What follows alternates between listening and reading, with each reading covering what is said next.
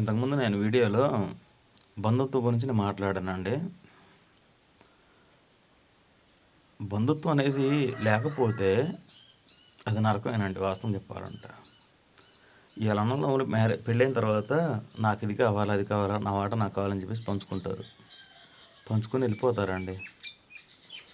రేపు ఏదైనా తమ్ముడికి ఏదైనా, అన్నకి ఏదైనా వాళ్ళ పెళ్ళాలు వీళ్ళ పెళ్ళాలు ఏమంటారో తెలుసా? పంచుకున్నారుగా వాళ్ళు చూసుకుంటారు, నీకెందుకు అని చెప్పేసి ఇటు సైడ్ నుంచి అటు సైడ్ నుంచి ఒత్తిడి చేస్తారు. అప్పుడు తర్వాత తల్లికి తండ్రికి బాగాలేకపోతే 4 రోజులు ఎడబెట్టుకుందాం, 4 రోజులు ఎడబెట్టుకుందాం అనుకుంటారు. సో అది కాదండి. ఏంటంటే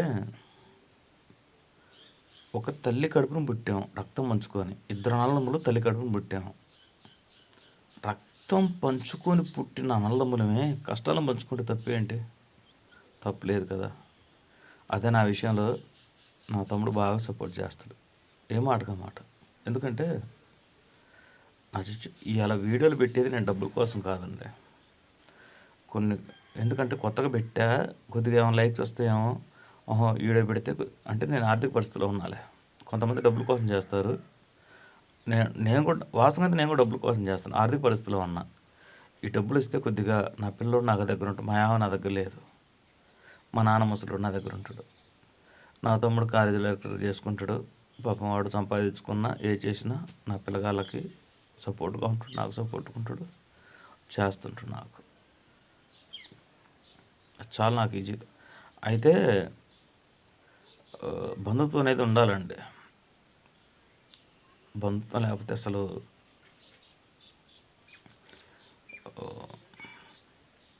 అన్నదమ్ములు అంటే ఏంటండి, తల్లి కడుపు నుంచి బయటకు వచ్చినాం కదా ఇద్దరు. ఆ బాధలు పంచుకుంటే తప్పులేదు. కష్టాలు ఎంత అండి, డబ్బులు ఇవ్వాలంటే రేపు పోతాయి. చెప్పుకోలేని బాధలు కూడా కొన్ని ఉంటాయి. ఇప్పుడు పెళ్ళయి విడిపోతారు, అన్నదమ్ములు విడిపోతారు. అరే చిన్న ఇదిగో నా బాధ ఇదిరా అని చెప్పేసి తమ్ముడు చెప్పుకుని బాధలు కొంతమంది ఏది వేరుపడతారు, తర్వాత ఆస్తులు పంచుకుని నాకు చెప్పి.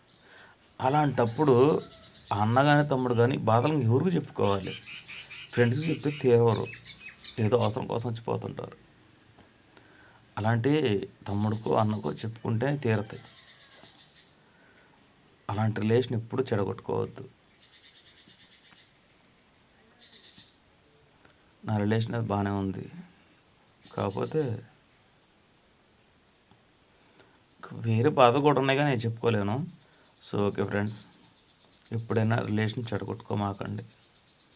అన్నదమ్ములు అంటే ఒక తల్లి కడుపు నుంచి పుట్టిన వాళ్ళం కాబట్టి, ఆస్తులు పంచుకున్నాం కాబట్టి కష్టాలు కూడా పంచుకోండి. దయచేసి చెప్తున్నాను నేను. అన్నదమ్ములు ఎప్పుడూ గొడవ పెట్టుకోమాకండి ప్లీజ్ ఫ్రెండ్స్. Thank you.